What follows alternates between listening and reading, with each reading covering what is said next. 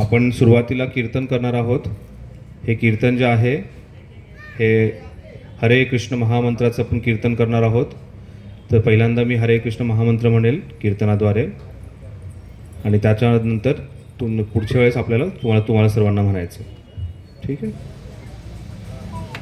श्री कृष्ण चैतन्य प्रभू नित्यानंद श्री अद्वैत गदाधर श्रीवासादि गौरभक्त. हरे कृष्णा कृष्णा कृष्णा हरे हरे हरे राम राम राम हरे हरे. सर्वांनी कृष्णा कृष्णा हरे हरे हरे राम हरे हरे.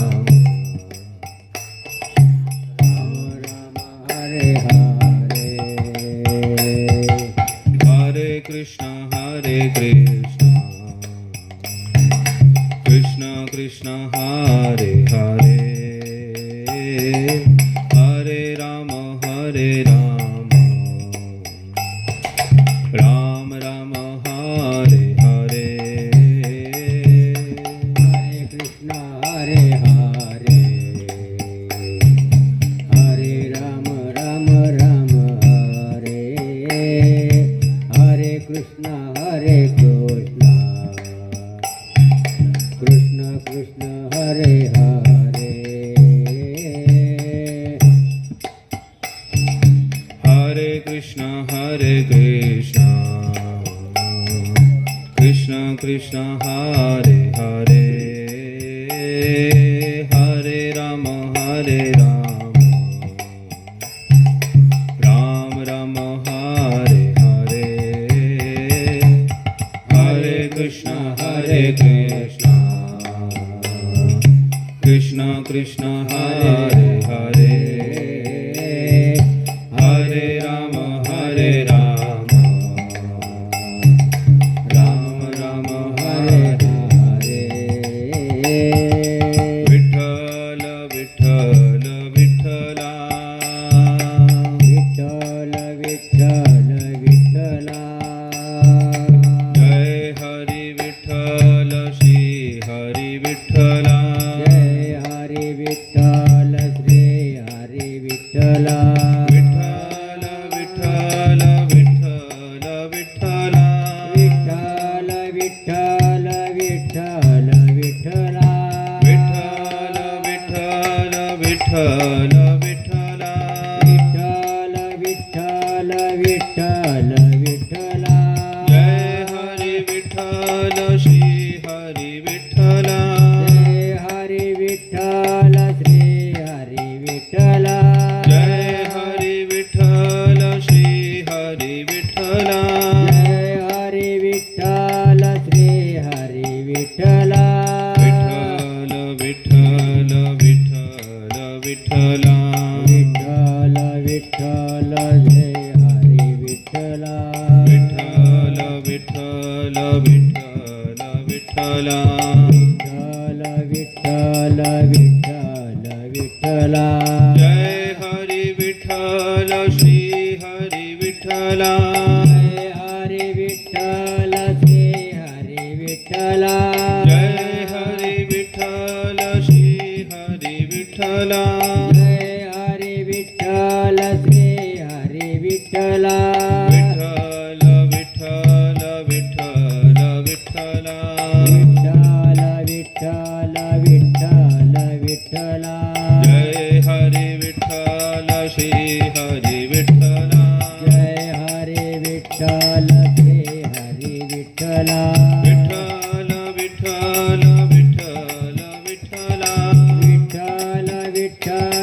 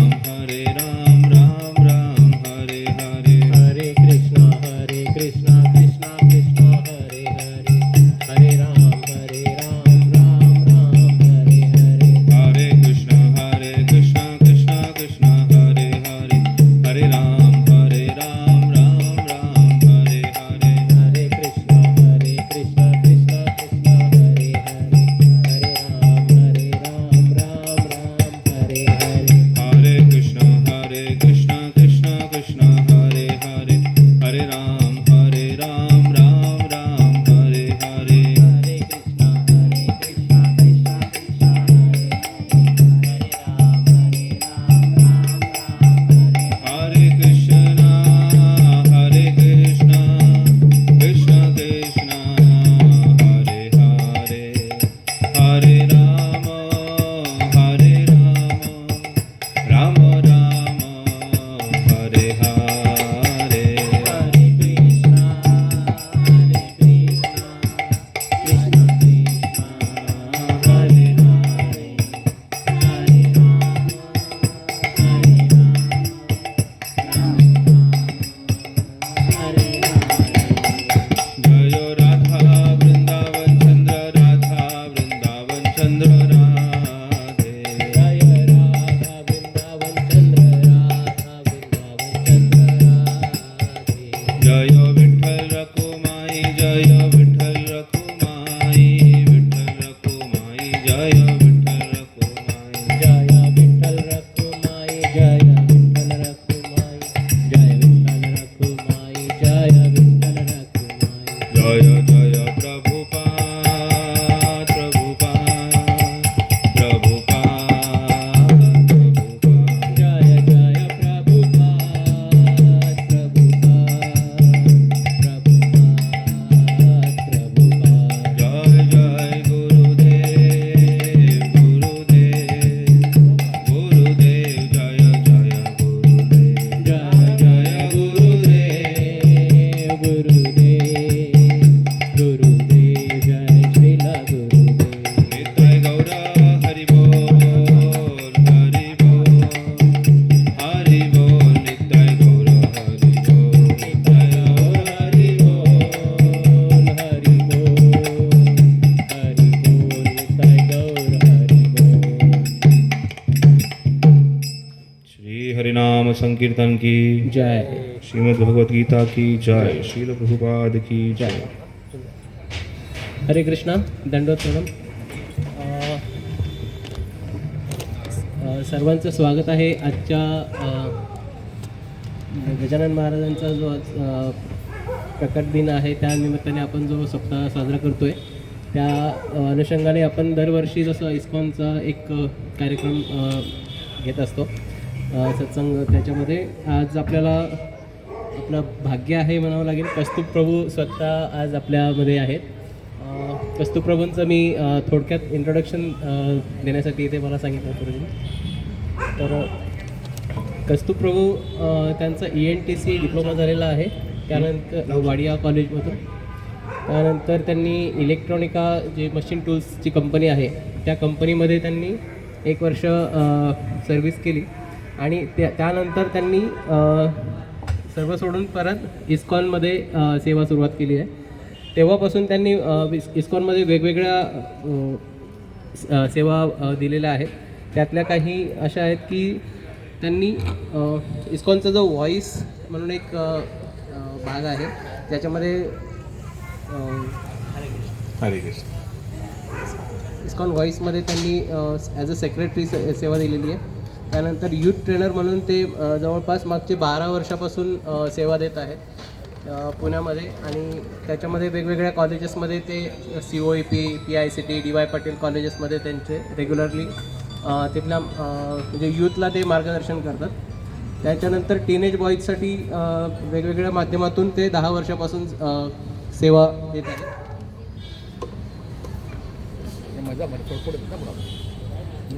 त्याच्यानंतर मॅनेजमेंटमध्ये काउन्सिल जे आहे इस्कॉन टेम्पल NVCC जे आहे आपल्या कात्रज कोंडवा रोडला तिथे मॅनेजमेंटमध्ये बऱ्याचशा सर्व्हिसेस त्यांच्याकडे असतात त्यापैकी एक सगळ्यात महत्त्वाची सेवा म्हणजे श्री श्री राधा वृंदावन चंद्र जे तिथले मुख्य विग्रह आहेत त्यांचे जे ड्रेसेस आहेत ज्वेलरी आहेत तिथलं पूर्णपणे शृंगार प्रभूजी स्वतः पाहतात आणि त्याच्यामध्ये प्रत्येक डिझायनरीपासून म्हणजे अगदी छोटे छोटे जे काय म्हणतो आपण जे दागिने वगैरे असतात भगवंतांचे ते सर्व प्रभूजी त्यांच्याकडे मॅनेजमेंट आहे त्याचा अशा प्रकारे आज प्रभूजी आपल्याला इस्कॉन आणि भगवद्गीता भागवतम या माध्यमातून आपण आपलं आयुष्य कशा प्रकारे भक्तीमध्ये लावायला पाहिजे त्याबद्दल मार्गदर्शन करतील सर्वांनी व्यवस्थित ध्यान देऊन ऐकावे हरे कृष्ण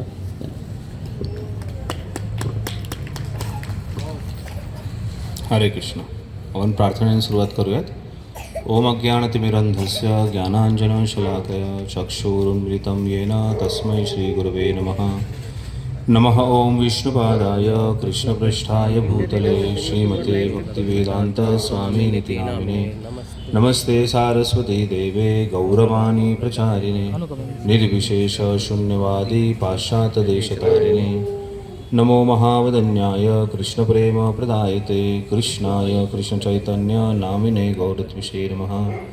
हे कृष्ण करुणा सिंधु दीनबंधु जगत्पते गोपेश गोपिकाकांत राधाकांत नमस्तुते। तप्तकांचन गौरांगी राधे वृंदावनेश्वरी वृषभानुसुते देवी प्रणमामि हरिप्रिये। वाञ्छाकल्पतरुभ्यश्च कृपा सिन्धुभ्येव च पतितानां पावनेभ्यो वैष्णवेभ्यो नमो नमः। जय श्री कृष्ण चैतन्य प्रभु नित्यानंद श्री अद्वैत गदाधर श्रीवासादि गौर भक्तवृंद। सर्वांनी दोन्ही हात वरती करून हरे कृष्ण महामंत्राचं हरे कृष्ण कृष्ण कृष्ण हरे हरे हरे राम राम राम हरे हरे। हरे कृष्ण। सर्वांचं स्वागत आहे। आज आपण इथे एका महत्त्वाच्या कार्यक्रमासाठी एकत्रित आलेलो आहोत। गेले बरेच दिवस हा कार्यक्रम इथे चालू आहे आणि असा सत्संग जो आहे हा आपल्या भारतभूमीमध्ये नेहमी वेगवेगळ्या ठिकाणी होत असतो आणि हा सत्संग जो आहे हा प्रत्येकासाठी आणि हा प्रत्येक मनुष्यासाठी अतिशय गरजेचा आहे। तर या सत्संगाबद्दल एक खूप छान उत्कृष्ट उदाहरण जे आहे पद्मपुराणात येतं। आपल्याला माहिती आहे आपला वैदिक धर्म जो आहे ह्या वैदिक धर्मामध्ये बरेच काही शास्त्र आहेत। त्या बऱ्याच शास्त्रामध्ये पुराण जे आहेत 18 पुराणं आहेत आणि अशा पुराणांमध्ये बऱ्याच काही ठिकाणी वर्णन येतं, इतिहासांमध्ये वर्णन येतं। तर त्यातलं एक पद्मपुराण म्हणून जे आहे या पद्मपुराणामध्ये खूप छान उदाहरण येतं। त्या उदाहरणामध्ये सांगितलं जातं की स्वाती नक्षत्र असतं, वेगवेगळे नक्षत्र असतात। रोहिणी नक्षत्र आहे, आपल्या जे काही आपण पत्रिका पाहतो त्यात वेगवेगळे नक्षत्र ग्रह तारे यांची जी योजना आहे त्या योजनेनुसार बऱ्याच काही गोष्टी घडतात।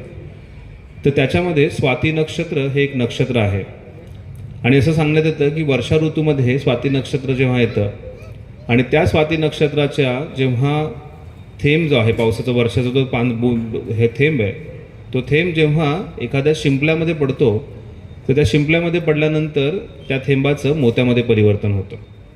आपल्याला सर्वांना चमकणारा जो मोती आहे तो फार छान वाटतो, आवडतो। प्रत्येकाला वाटतं की आपल्याकडे असावा, त्याचं मौल्यवान आहे, किमती गोष्ट आहे ती।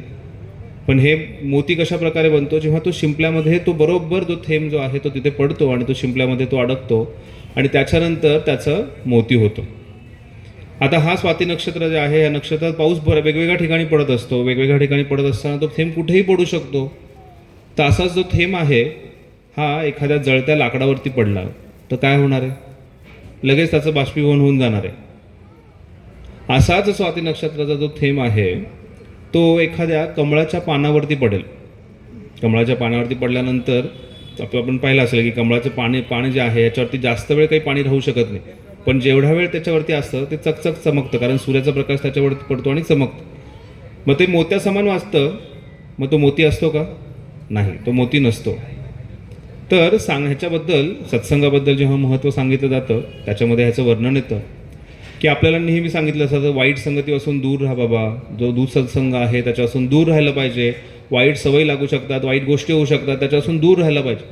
तर हा स्वाती नक्षत्राचा थेंब जो अतिशय मौल्यवान आहे, ज्याचा मोती होऊ शकतो, तो जेव्हा जळत्या लाकडावरती पडतो म्हणजे एखाद्या वाईट संगतीमध्ये पडतो, तर वाईट संगतीमध्ये जेव्हा तो पडतो, हा इको बंद करू शकतो का? नाही।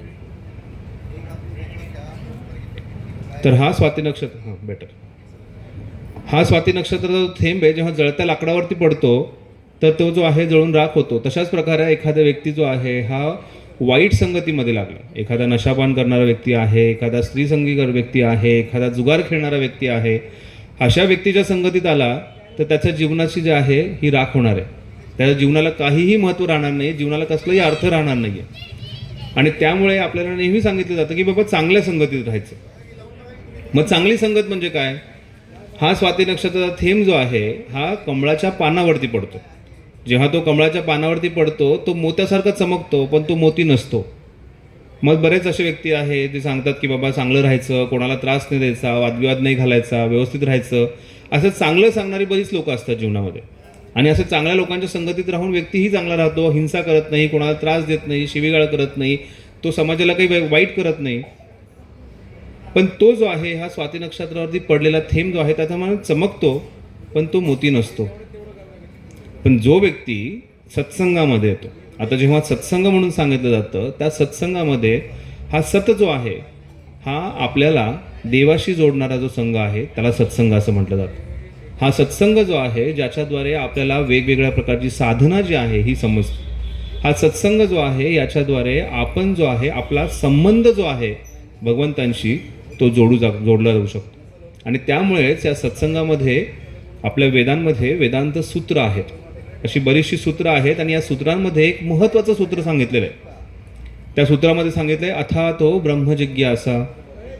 प्रत्येक मनुष्याला हे जे सूत्र आहे हे समजणं फार गरजेचं आहे. हे तुम्ही वाचलं असेल की विद्या विनय संपन्ने तमसो मा ज्योतिर्गमय, हे सूत्र भाषेमध्ये सांगितलं.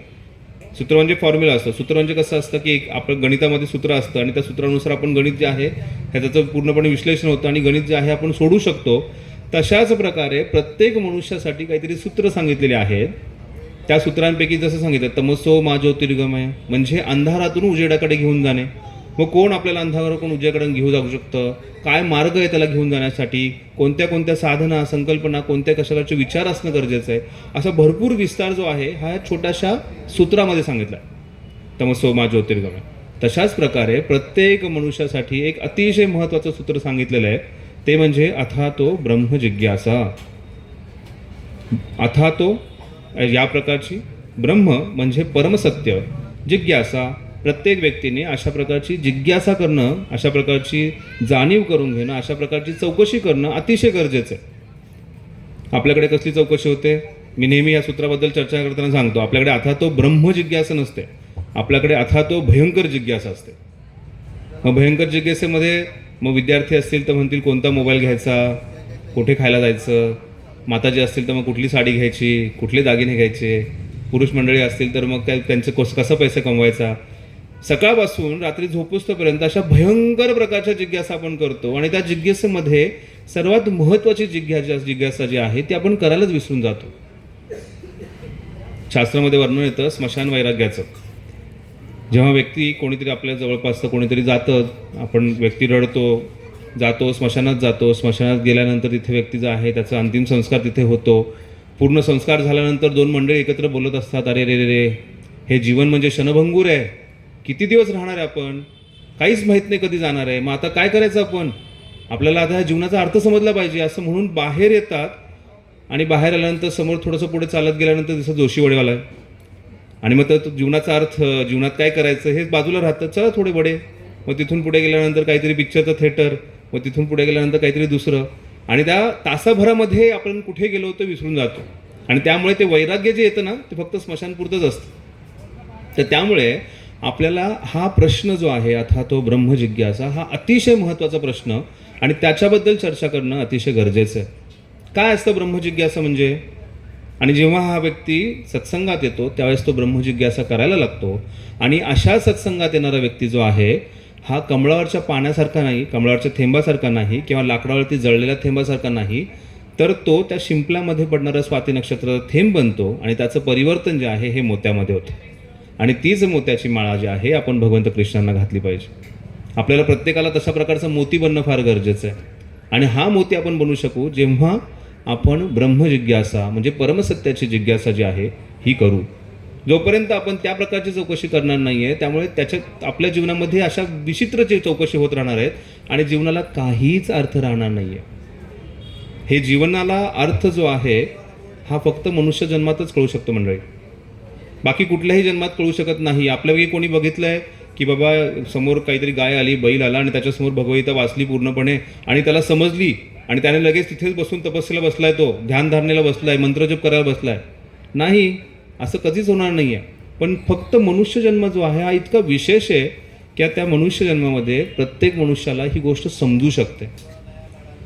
कोणत्याही प्रकारचा, कसल्याही धर्मातला, कोणत्याही रंगरूपाचा कसलाही व्यक्ती असला पण त्याला अध्यात्म समजू शकतं. आणि त्यामुळे या मनुष्य जीवनामध्ये सत्संगाला अतिशय महत्त्व दिलेलं आहे. आणि त्यामुळे ह्या मनुष्य जीवनामध्ये भगवद्गीतेसारखा ग्रंथ जो आहे हा समजून घेणं गरजेचं आहे. तर अशाच प्रकारची जिज्ञासा जी आहे ही 5000 वर्षापूर्वी झाली होती. कुठे झाली होती? कुरुक्षेत्र जी जागा आहे ह्या कुरुक्षेत्रामध्ये झाली होती. आपण म्हणाल कशी ही ब्रह्मजिज्ञासा कशी होती? अर्जुन तर म्हणत होता मला युद्ध करायचं की नाही करायचं. नाही, अर्जुनाने तिथे बऱ्याच असे प्रश्न विचारले होते आणि त्या प्रश्नांद्वारे ब्रह्मजिज्ञासा झाली. त्या प्रश्नांद्वारे प्रत्येकाला कळालं की काय आहे बरं ब्रह्मजिज्ञासा. अर्जुनाला तिथे भगवंतांनी जेव्हा उत्तर द्यायला सुरुवात केली त्यावेळेस अर्जुनाला सांगितलं, अर्जुन तू दुःख करू नकोस की तू कोणाला मारतोयस. अर्जुनाला सर्वात मोठा प्रश्न पडला होता की माझे हे सगळे सोयरे आहेत, यांना मी कसा मारू? मला कोणाची हत्या करायची नाही, मी जर त्यांची हत्या केली. अर्जुनाने खूप छान प्रश्न पकडले. तर तुम्ही भगवद्गीता वाचली तर पहिल्या अध्यायामध्ये अर्जुन 5 प्रश्न विचारतो भगवंतांना आणि त्या 5 प्रश्नांची पूर्ण उत्तर म्हणजे बाकीचे पुढचे 17 अध्याय आहेत. भगवद्गीतेमध्ये 18 अध्याय आहेत, 700 श्लोक आहेत. त्याच्यामधले पहिल्या अध्यायामध्ये अर्जुनाने प्रश्न विचारला आणि त्याचे उत्तर जे आहे हे पुढच्या 17 अध्यायामध्ये भगवंतांनी दिलेले आहे. आणि त्या 17 अध्यायामधून आपल्याला कळतं की आपण कोण आहोत, आपण या जीवनामध्ये काय करायला हवं आणि या जीवनातून आपण कशा प्रकारे परमसत्य भगवंतांना प्राप्त करू शकू. त्यामुळे ब्रह्मजिज्ञासा म्हणजे मी कोण आहे हे विचारणं गरजेचं आहे. आपण बऱ्याच वेळा विचारलं तर आपण कोण, तर कोणीतरी सांगतो बाबा मी किरण आहे, मग कोणी सांगेल की बाबा मी इंजिनियर आहे, मग कोणी सांगेल की मी पुरुष आहे, कोणी म्हणेल की मी विद्यार्थी आहे, कोणी म्हणेल मी गृहिणी आहे, कोणी म्हणेल मी उद्योजक आहे. अशी आपण प्रत्येकाची ओळख करून देतो, पण ही आपली खरी ओळख नाही. याचं वर्णन दुसऱ्या अध्यायामध्ये भगवंत करतात. अर्जुनाचा प्रश्न आहे की मी यांना मारलं तर मला पाप लागेल. मग त्याचं उत्तर दुसऱ्या अध्यायात दिलं. अर्जुन म्हणतोय की बाबा हे माझे सगळे जवळचे आहेत, हे गेले आणि ह्यात विशेष करून हे सगळे पुरुष मंडळी आले आहेत, हे पुरुष मंडळी गेल्यानंतर स्त्रियांचं रक्षण होणार नाही आणि त्यानंतर अधर्मच अधर्म होईल. भगवंत सांगतात चिंता करू नकोस, मी पुन्हा येतो, मी पुन्हा या धर्माची स्थापना करण्यासाठी येणार आहे. अर्जुनाने बरेच असे वेगवेगळे प्रश्न विचारले आणि प्रत्येक वेगवेगळ्या प्रश्नाचं उत्तर भगवंतांनी दिलं. आणि त्यामुळे भगवद्गीता जी 5,000 वर्षापूर्वी चर्चा झाली होती ही ब्रह्मजिज्ञासा आहे की प्रत्येक मनुष्याने आपलं जीवन कशा प्रकारे जगायचं. बऱ्याच वेळा आपल्याला हा प्रश्न पडतो की बाबा मृत्यूनंतर काय होतं, पण प्रश्न पडल्यानंतर आपण कोणाकडे जायचं, कशा प्रकारे विचारायचं की नाही विचारायचं, या गोष्टीवरती आपण विचार करणं सोडून देतो. त्यामुळे आपल्या जीवनामध्ये नेहमी या गोष्टीची चर्चा करणं किंवा ह्याची चौकशी करणं अतिशय गरजेचं आहे की मी कोण आहे, माझा मृत्यूनंतर काय होणार आहे, मृत्यूनंतर पुढे झाल्यानंतर ऐकलंय की काहीतरी देव वगैरे असतो, माझा आणि त्या देवाचा काय संबंध आहे, तो देव असतो तरी कसा, तो कुठे असतो. या सर्व गोष्टींचं वर्णन जे आहे हे भगवद्गीतेसारख्या ग्रंथात केलं आहे. आणि ही भगवद्गीता जी आहे इतकी महत्त्वाची आहे आणि विशेष करून कलियुगासाठी आहे. कधी सांगितली भगवद्गीता? द्वापारयुगाच्या शेवटी जेव्हा महाभारताचं युद्ध चालू होतं तेव्हा सांगितलं. द्वापारयुगानंतर काय आलं, ते कलियुग आलं. प्रश्न जे काही अर्जुनाने विचारले आहेत, अर्जुनाचं बऱ्याच ठिकाणी वेगवेगळ्या प्रकारे वर्णन करण्यात येतं. अर्जुनाला महाभाव सांगितलंय, अतिशय बुद्धिमान सांगितलंय, धनंजय सांगितलंय. अर्जुनाचं वेगवेगळ्या प्रकारे वर्णन करण्यात आलेलं आहे भगवद्गीतेमध्ये. हा अर्जुन म्हणजे आपल्यासारखा सर्वसाधारण व्यक्ती नव्हता. अर्जुन जेव्हा स्वर्गलोकामध्ये गेला तर तिथे स्वर्गलोकात गेल्यानंतर तिथे इंद्राबरोबर युद्ध झालं, शिवजींबरोबर युद्ध झालं आणि त्या युद्धामध्ये त्यांनी दाखवलं की तो किती पारंगत आहे. अर्जुन जेव्हा स्वर्गलोकामध्ये गेला होता त्याच्या स्वतःच्या इंद्रियांवरती इतका निग्रह होता, इतका नियंत्रण होतं त्याचं. तसं नियंत्रण प्राप्त करणं आपल्यासाठी अवघड आहे. स्वर्गामध्ये जेव्हा उर्वशी जी अप्सरा आहे तिथली, ती अप्सरा अर्जुनाकडे आली. तिने अर्जुनाचं भरपूर काही गुणगान ऐकलं होतं की अर्जुन फार शक्तिशाली आहे, अर्जुन क्षत्रिय आहे, अर्जुन खूप सुंदर आहे, बरंच काही वर्णन ऐकलं होतं. ती म्हणाली की मला तुझ्याबरोबर राहायचं आहे, मला तुझ्याबरोबर विवाह करायचा आहे. अर्जुनाने तिच्यासमोर प्रणाम केला आणि म्हणाला तू माझ्यासाठी आईसारखी आहेस. आता एवढी सुंदरच आहे. तर उर्वशी म्हणजे आत्ताच्या सुंदर व्यक्तींपैकी कोण नाही, ती स्वर्गातली सुंदरी आहे. पण अशा स्वर्गातल्या सुंदरी समोर सुद्धा निग्रह. त्यामुळे अर्जुनामध्ये आपल्या कित्येक पटीने उत्कृष्ट गुण होते. कित्येक प्रकारे तो अतिशय बुद्धिमान होता, शास्त्रांचं अध्ययन केलं होता आणि सर्वात महत्त्वाची गोष्ट म्हणजे तो कृष्णाचा मित्र होता. त्यामुळे अर्जुनाला जे प्रश्न पडलेत ते प्रश्न जे आहेत हे आपल्यासाठी आहेत, हे आपण समजून घेणं गरजेचं. भगवद्गीता कोणासाठी बोलली? लगेच प्रत्येकजण उठतो आणि म्हणतो कृष्णाने अर्जुनासाठी बोलली, आमचा काय संबंध नाही. भगवद्गीता जी आहे ही आपल्या सर्वांसाठी बोलली गेली, प्रत्येक मनुष्यासाठी बोलली गेलेली आहे आणि विशेष करून कलियुगातले जे मनुष्य आहेत त्या कलियुगातल्या मनुष्यांसाठी बोलली गेलेली. आणि त्यामुळे भगवद्गीता हा आपल्यासाठी अतिशय महत्त्वाचा ग्रंथ आहे. हे भगवद्गीतेचं जेव्हा गीता महात्म्यामध्ये वर्णन येतं, गीता सुगीत कर्तव्यम किम अन्य शास्त्र विस्तारे यस स्वयं पद्मनाभस्य मुखपद्माद विनिश्रिता, सांगण्यात येतं की गीता जी आहे का बरं महत्त्वाची आहे? कारण हा जो ग्रंथ आहे, गीता सुगीता कर्तव्यम किम अन्य शास्त्र विस्तारे. गीता ही इतकी महान आहे, इतकी विशेष आहे की बाकी शास्त्रांचा विस्तार करायची गरजच नाही आहे. का? यस्वयं पद्मनाभस्य मुखपद्मात विनिश्चिता. ही स्वतः पद्मनाभ म्हणजे कृष्ण जे आहेत, विष्णू जे आहेत, त्यांच्या मुखातून आलेलं गाणं आहे आणि त्यामुळे हे जे अतिशय विशेष आणि महत्त्वाचं आहे. आणि त्यामुळे या ग्रंथाचं नाव काय? भगवत गीता. ही भगवंतांनी गायलेलं जे गीत आहे त्याला भगवत गीता असं म्हटलं जातं. तर हे भगवंत कृष्ण यांनी स्वतः गायलेलं गीत आहे आणि त्यामुळे हे गीत जे आहे हे अतिशय महत्त्वाचं आहे. अशाच गीता महात्म्यामध्ये वर्णन येतं, मलम निर्मोचनम पुंसा जनमस्थानम दिने दिने सकृत गीतामृतस्थानम संसार मलनाशनम. तर आपण रोज आंघोळ करतो, आपण साबण लावतो, पाणी घेतो, आंघोळ करतो. कशासाठी? कारण आपल्या अंगावरती मळ निर्माण झालेला आहे. तर त्याचंच वर्णन करताना येतं, मलम निर्मोचनम पुंसा जलम स्नानम दिने दिने. जलम स्नानम दिने, रोज आपण पाण्याद्वारे आंघोळ करतो कारण आपल्या शरीरावरती मळ निर्माण झालेला आहे. सकृत गीतामृतस्थानम संसार मलनाशनम. अशाच प्रकारे आपल्या हृदयामध्ये वेगवेगळ्या प्रकारचे अनर्थ आहेत, चुकीच्या गोष्टी आहेत, मळ आहे, त्याला नाश करायचा आहे, त्याला साफ करायचा असेल तर आपल्याला नियमित रूपाने गीतासारख्या जेव्हा अमृत आहे, गीतेचं जे अमृत आहे त्या गीताच्या अमृताने स्नान करणं गरजेचं आहे. प्रत्येक मनुष्याला नक्कीच वाटतं की बाबा माझ्यामध्ये परिवर्तन व्हावं. आपल्यापैकी जो कोणी सज्जन आहे हा त्या प्रत्येक सज्जनाला वाटतं की माझ्यामध्ये परिवर्तन जे आहे हे व्हायलाच हवं. मग हे परिवर्तन कशा प्रकारे होऊ शकतं? सकृत गीतामृत स्थानम जलम स्थानम दिने दिने. सकृत गीतामृत स्थानम मलम निर्मोचनम. तर हा जो मळ आहे संसाराचा, हा संसाराचा मळ जो आहे हा गीतेच्या स्नान केल्यानंतर पूर्णपणे त्याचा नाश होऊ शकतो.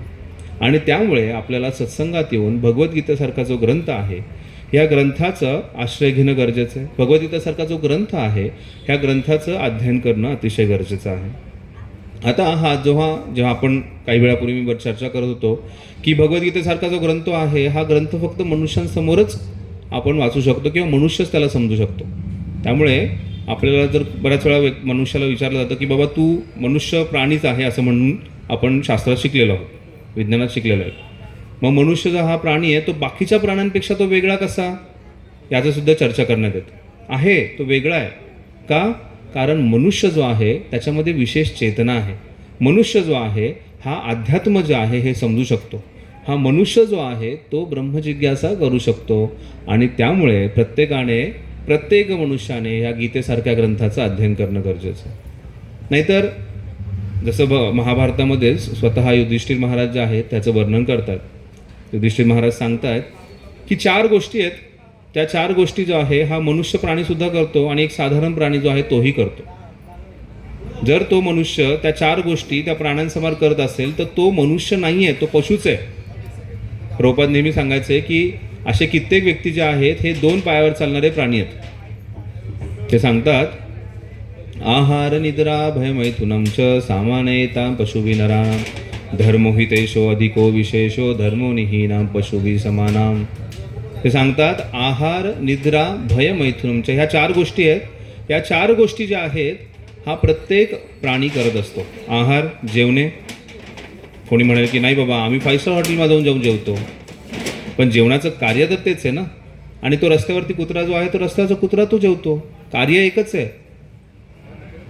आहार निद्रा, व्यक्ती जो आहे हा झोपतो. कोणी म्हणेल नाही आमच्याकडे डनलॉफची गादी आहे, आम्ही त्या डनलॉफच्या गादीवरती झोपतो, पण झोपण्याचं कार्य तेच आहे. मैथून, प्रजननाचं कार्य तेच आहे, ते पशुही करतात, मनुष्यही करतो.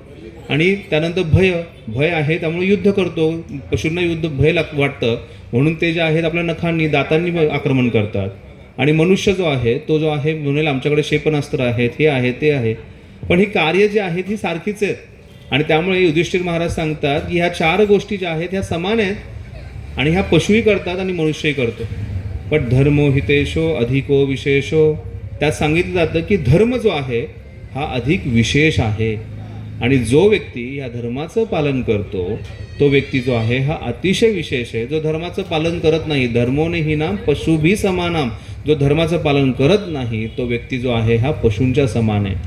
आणि त्यामुळेच मी सुरुवातीला सांगितलं की प्रत्येक मनुष्याने अथाथ ब्रह्मजिज्ञासा प्रत्येकाने ही एन्क्वायरी, जिज्ञासा, चौकशी करणं अतिशय गरजेचं आहे की मी कोण आहे, माझ्या जीवनाचा काय अर्थ आहे, या मृत्यूनंतर मी कुठे जाणार आहे, माझा भगवंतांशी संबंध काय आहे, हे समजून घेणं अतिशय गरजेचं आहे. आणि जेव्हा व्यक्ती हे समजून घेईल त्यावेळेस नक्कीच त्याला आपल्या जीवनाचा अर्थ कळणार आहे.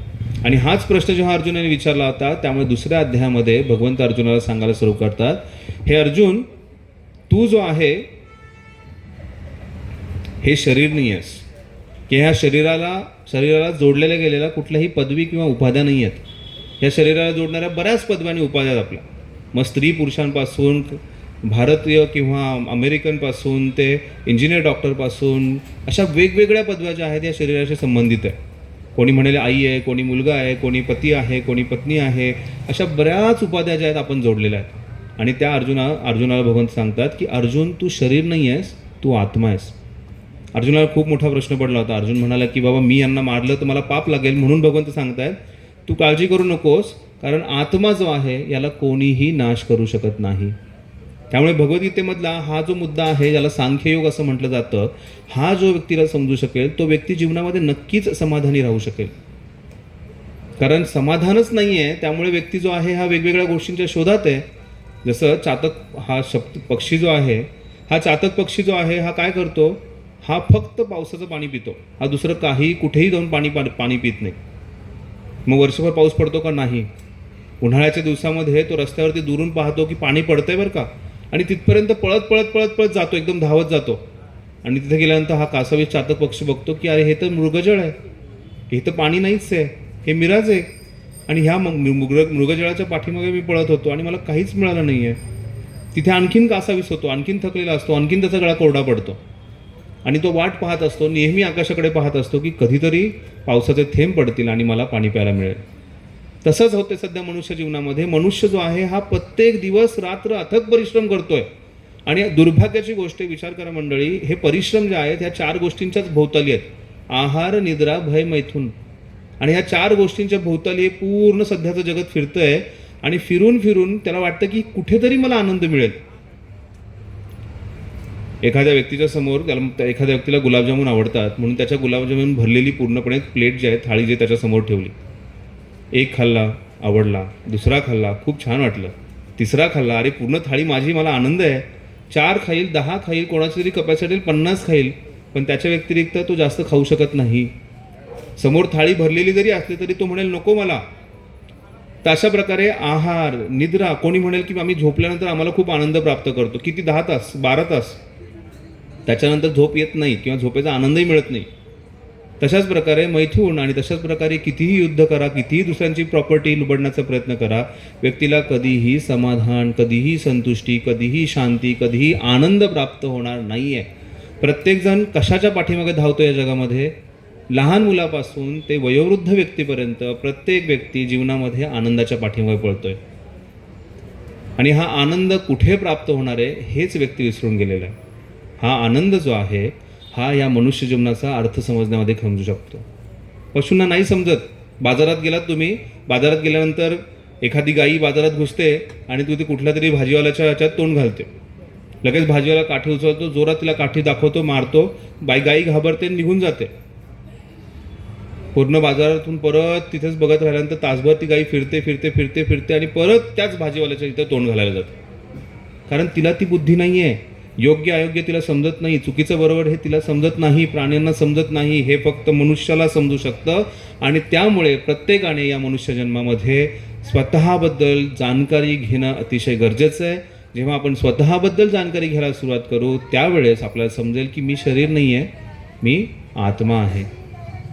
एक छोट्याशा उदाहरणाने सांगतो. आपल्याला जर काही त्रास व्हायला लागला, एखाद्याचं जर डोकं दुखत असेल तर आपण काय म्हणतो? माझं डोकं दुखतंय. दात दुखतोय, आपण काय म्हणतो? माझा दात दुखतोय. माझा गुडघा जो आहे त्याला ठेच लागली, पायाला ठेच लागली, गुडघ्याला काहीतरी लागलंय, माझं ऑपरेशन. आपण म्हणतो माझा हात दुखतोय, माझा पाय दुखतोय, माझं डोकं दुखतंय, माझे केस पांढरी झाली, माझी नखं हे झालं. हे माझं काय आहे? माझा हात, माझं पाय, माझे डोके, माझे डोळे, हे माझा कोण आहे हे समजणं फार गरजेचं. हा माझा म्हणजे हा आत्मा आहे. आणि ही आत्मा जी आहे ही चैतन्य अवस्थेमध्ये पूर्ण शरीरामध्ये, आत्मा शरीरातून बाहेर पडल्यानंतर हे पूर्ण शरीर जे आहे हे पूर्ण शरीर जे आहे हे नाशवंत होऊन जातं। आत्मा बाहेर पडल्यानंतर शरीर जे आहे त्याला कसल्याही प्रकारची किंमत नाही आहे। त्याचं सौंदर्य, त्याचं शक्ती, त्याचं सामर्थ्य, त्याची बुद्धी सर्व नाश होऊन जातं आणि त्यामुळे आत्मा जोपर्यंत शरीरात आहे तोपर्यंतच हे शरीर जे आहे हे चलायमान आहे। एखादी गाडी आहे, ती गाडी कितीही सुंदर असली, त्या गाडीला रोज धुतलं, त्याच्यात पेट्रोल घातलं, बरंच काही केलं, पण त्या गाडीला ड्रायव्हरच नसेल तर ती गाडी जाऊच शकत नाही पुढे। तशा प्रकारे ह्या शरीराला जर कुठे पुढे न्यायचं असेल तर चेतना अवस्थेमध्ये आत्मा आहे। त्यामुळे अर्जुनाला जेव्हा ही गोष्ट समजून सांगितली की अर्जुन तू घाबरू नकोस, पहिली गोष्ट म्हणजे तू शरीर नसून आत्मा आहेस आणि हे सर्व जे आहेत हे वेगवेगळ्या प्रकारचे आत्मा आहेत आणि आत्माचा कधीही नाश होत नाही। नैनम छंदंती शस्त्राणी नैनम दहती पावक, कुठल्याही शस्त्राने मारू शकत नाही, आग लावू शकत नाही, कापू शकत नाही, कुठल्याही तू त्याला ओलं करू शकत नाहीस। आत्मा जो आहे हा विलिप्त आहे, जोपर्यंत तो ह्या शरीरामध्ये आहे तोपर्यंत हा आत्मा जो आहे तो ह्या शरीराला चालवतो। जेव्हा तो शरीरातून बाहेर पडतो तो मृतदेह असतो आणि त्यामुळे आपण या शरीराला फार ह्या जीवनामध्ये आपण जर विचार केला ना, सगळ्यात जास्त आवडती गोष्ट जर आपल्या जीवनामध्ये कोण असेल तर स्वतःचं शरीर फार आवडतं। म्हणजे असं वर्णन करण्यात येतं शास्त्रामध्ये की जेव्हा व्यक्तीचा मृत्यू जवळ येतो तर त्या मृत्यूजवळ आल्यानंतर शरीरातून काय होतं, आत्मा बाहेर पडतो। जेव्हा आत्मा बाहेर पडतो त्यावेळेस व्यक्तीला अतिशय जास्त वेदना होतात, भयंकर वेदना होतात। त्याचं वर्णन करण्यात येतं की जवळपास हजारो विंचू जेव्हा एक व्यक्तीला एका वेळेस चावतील अशा वेदना होतात। एक विंचू चावल्यानंतर व्यक्तीला सहन होत नाही, पूर्ण बोट सुचतं, हात सुचतो, काहीतरी होतं, त्याला अतिशय भयंकर वेदना होत असतात बऱ्याच दिवसात। अशा हजारो विंचू त्या व्यक्तीला चावतात, अशा प्रकारच्या व्यक्ती त्या वेदना होतात। का? कारण ह्या शरीराला तो इतका आसक्त आहे की तो सोडायचंच नाही आहे। फेविकॉल का जोड आहे, छुटेगा नाही, इतका आसक्त आहे तो तोडायचा विचारच करत नाही, वेगळा होण्याचा विचारच करत नाही। आणि जेव्हा वेगळा होण्याचा विचार येतो तो त्याला अतिशय दुःखदायक वाटतो, अतिशय वेदनादायक वाटतो आणि त्यामुळेच हे जे वेगळे होण्याची जी प्रक्रिया आहे त्याला सांगण्यात येतं की हजारो विंचू जे आहेत त्या व्यक्तीला एका वेळेस चावतात, अशा वेदना ज्या आहेत त्या व्यक्तीला होतात। त्यामुळे आपण ह्या शरीराला जे जास्त सगळ्यात आसक्त आहे हे शरीर नाशवंत आहे आणि ह्या नाशवंत शरीराला आपण इतकं सुंदरपणे सुंदरण्याचा प्रयत्न करतो, म्हणजे डोक्याच्या केसापासून पायाच्या नखापर्यंत सर्व काही नाशवंत आहे, पण त्याला सजवण्यासाठी पूर्णपणे मोठ्या इंडस्ट्री आहेत, लाखो करोडो रुपये लोक खर्च करतात त्यासाठी। प्रत्येक गोष्टीसाठी व्यक्तीला वाटतं की असं केल्यानंतर मी खूप सुंदर होईल किंवा असं केल्यानंतर माझ्या जीवनाचं पूर्णपणे सार्थक होईल। एक उदाहरण येतं, एक राणी होती आणि ती राणी जी होती तिच्याकडे एक पोपट होता, फार तिला पोपटाचं फार आवड होता, तिला आवड होती त्याची पोपटाची, तिचं जी जीव की प्राण। आणि राणी काय म्हणाली, मला पोपट फार आवडतो, मी त्याच्यासाठी सोन्याचा पिंजरा बनवला। तिने छानपैकी सोन्याचा पिंजरा बनवला। तो पिंजरा बनवल्यानंतर ती म्हणाली की त्याच्यावरती मी मोती लावणार, हिरे लावणार, माझ्याकडे जे काही मौल्यवान गोष्टी त्या मानणार, कारण पोपट मला फार आवडतो। तिने सगळं काही लावलं। त्याच्यानंतर रोज ती काय करायची, तू पिंजरा घ्यायची, बाहेरून मस्तपैकी त्या पिंजराला साफ करायची, स्वतः म्हणायची मी स्वतः साफ करणार, दासांना नाही करून देणार, स्वतः साफ करायची सर्व काही गोष्टी। 1 दिवस झाला, 4 दिवस झाले, 8 दिवस झाले, खूप पिंजरा असा चकचक करत होता पिंजरा। आणि हे सगळं करत असताना 8-10 दिवस त्या राणीने तिचा जो आवडता पोपट आहे ना त्याला मिरची दिली ना, पेरू दिला ना, पाणी दिलं, काही दिलं, काय करत होती ती, पिंजरा फार छानपैकी सजवत होती। आधी पोपटाचा आवाज येत होता, काय हाय हॅलो करत होता, मग नंतर हळूहळू चिव चिव काव काव करत काही त्या हळू त्याचा आवाज कमी झाला, काही दिवसांत आवाज बंद झाला आणि 10 दिवसांतर राणीला कळालं की तिचा आवडता पोपट गेला कधीच। मंडळी, आपलीसुद्धा तशीच अवस्था होते। आपण ह्या शरीराला लहानपणापासून ते वयोवृद्धावस्थेपर्यंत पूर्णपणे सजवण्याचा प्रयत्न करतोय। हा पिंजरा आहे, या पिंजराच्या आतमध्ये जो पोपट आहे त्याला अन्न देणं फार गरजेचं आहे आणि ते अन्न म्हणजे आत्म्याला आपण पाणी किंवा आपल्या आवडत्या गोष्टी, पिझ्झा, पास्ता किंवा गुलाबजामुन, वडापाव, या गोष्टींच्या आत्म्याला काहीच मिळणार नाही आहे। तुम्ही म्हणाल नाही मग काहीतरी सूक्ष्म स्तराचं काहीतरी आणखीन पाठवू, नाही मिळणार। त्या आत्म्यासाठी एकच अन्न आहे, ते म्हणजे अध्यात्म। त्या आत्म्यासाठी एकच अन्न आहे, ते म्हणजे आपले जे वैदिक ग्रंथ आहेत त्यांचं अध्ययन करून त्यातून दिलेली जी विधी आहे त्या विधिविधानांचं पालन करून त्या आत्म्याला संतुष्ट करायचं आहे। आणि जेव्हा हा व्यक्ती हे करू शकेल तो व्यक्ती नक्कीच प्रसन्न होईल। हे भगवंतांनी अर्जुनाला दुसऱ्या अध्यायात समजून सांगितलं की अर्जुन तू चिंता करू नकोस, तू जो आहे हा कुठल्याही प्रकारचा कारणीभूत ठरणार नाही आहेस। आणि हे सांगताना पुढे 3ऱ्या अध्यायामध्ये अर्जुन जेव्हा परत प्रश्न पडला अर्जुनाला की मी जे हे कार्य करतोय, मीच ह्याच्याशी संबंधित असणार आहे, हे कार्य माझ्याकडूनच होतं आहे, भगवंतांनी सांगितलं तू करता नाहीच आहेस. जो व्यक्ती स्वतःला करता समजतो भगवंत त्याला मूर्ख म्हणून सांगतात. तुझ्या हातामध्ये काही स्वातंत्र्य नाही आहे भगवंत सांगतात त्या अर्जुनाला. भगवंत सांगतात प्रकृते क्रियमाणाने गुणे कर्माणी सर्वशः अहंकार विमूढ आत्मा करता हम इति मन्यते. असे अहंकारी मूर्ख व्यक्ती आहेत ते स्वतःला नेहमी समजतात की मी करताय, मी केलेलं आहे. नाही, तू काहीच केलेलं नाही आहे. जे काही होतं हे प्रकृतीच्या 3 गुणांच्या द्वारे होते अर्जुन. आणि त्यावेळेस कर्मयोगाची व्याख्या अर्जुनाला सांगत भगवंत 3ऱ्या आणि 4थ्या अध्यायामध्ये अर्जुनाला सांगतात की तू कर्म करायचंयस, बाकी तू चिंता करू नकोस. तू जे काही कर्म करतोयस त्याचं फळ मला अर्पण कर. ते फळ मला अर्पण केल्यानंतर तू त्याचा जबाबदार होऊच शकत नाही आहेस. त्यामुळे हे युद्ध जर मी सांगतो तुला करायला तर हे युद्ध तू कर. कारण भगवंतांचं ह्याच्या पाठीमागे एकच उद्दिष्ट होतं. भगवंतांना हस्तिनापूर पाहिजे होतं का? नाही. कृष्णाला काय पाहिजे होतं? कृष्णाला असं वाटतं का हां पांडव माझ्या जवळचे म्हणून पांडवांनी जिंकावं? नाही, हाही त्यांचा उद्देश नव्हता. कृष्णाचा कुठेही उद्देश नव्हता की हां तो दुर्योधन त्यांनी माझं ऐकलं नव्हतं मी त्याचा सूड घेणार, असाही काही उद्देश नव्हता. कृष्णाचा फक्त एकच उद्देश आहे. त्याच्याबद्दल पुढे कृष्ण सांगतात पुढच्या 5व्या-6व्या अध्यायामध्ये. मी इथे येतो त्याचं ज्ञान सांगतात भगवंत. कशासाठी?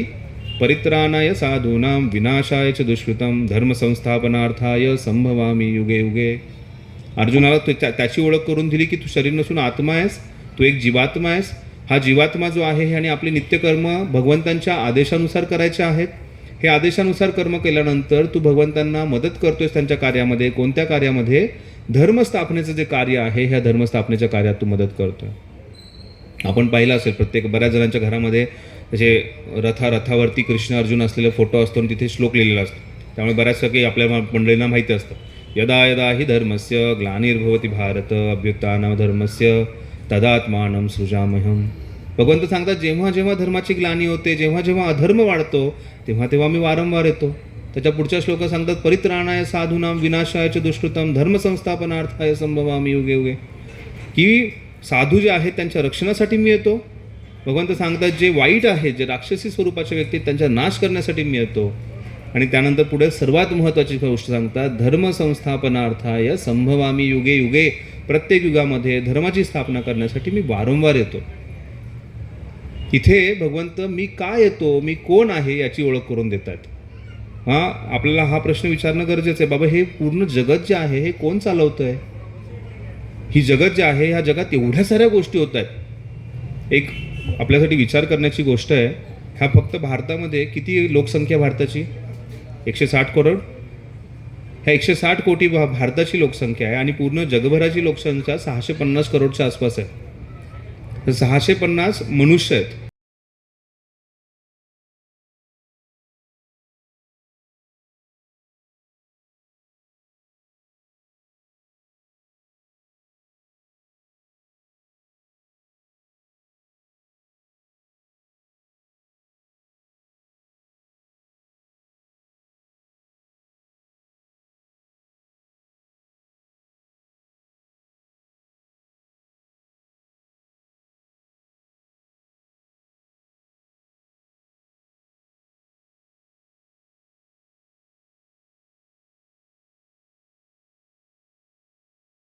केलंय. यज्ञात भवती पर्जन्यो पर्जन्यात अन्न संभव. यज्ञ केल्यानंतर पाऊस पडतो, पाऊस पडल्यानंतर अन्न प्राप्त होतं. याचं वर्णन भगवंत सांगतात, भगवद्गीतेत सांगतात. तर सांगण्याचं तात्पर्य हे आहे की हा सृष्टीचा कोणीतरी निर्माता आहे. या सृष्टीचा कोणीतरी असा पालनकर्ता आहे. या सृष्टीचा कोणीतरी एक डिझायनर आहे. या सृष्टीमध्ये कोणीतरी आहे ज्याच्याद्वारे सर्व काही नियंत्रणात आहे. मग तो नियंत्रण करणारी ती शक्ती कोण आहे? मग कोणी त्याला म्हणतं की ती एक दिव्य ज्योती आहे, कोणी म्हणेल तो परमात्मा रूपाने सगळीकडे प्रस्थित आहे, कोणी म्हणेल भगवंत आहेत. अशा प्रकारे भगवंतांचं भरपूर वेगवेगळ्या प्रकारे वर्णन होतं. पण ती शक्ती, ते भगवंत कोण आहेत हे जाणून घेणं आपल्या मनुष्यजन्माचं सर्वात महत्त्वाचं कर्तव्य आहे. आपण स्वतःला जाणलं मी शरीर नाही, मी आत्मा आहे. आपण दुसरी गोष्ट जाणून घेतली ती म्हणजे भगवंत कोण आहेत ही गोष्ट जाणून घेतली आहे. ते तिकडे वरती आहेत, वैकुंठात आहेत, मी इथे आहे. बस नाही, आमच्या दोघांचा संबंध काय आहे हेही समजून घेणं गरजेचं आहे. जर ह्या दोघांमधला संबंधच समजला नाही तर काय समजलं? अर्धज्ञान आहे, अर्धकुकुट न्याय म्हणतात त्याला.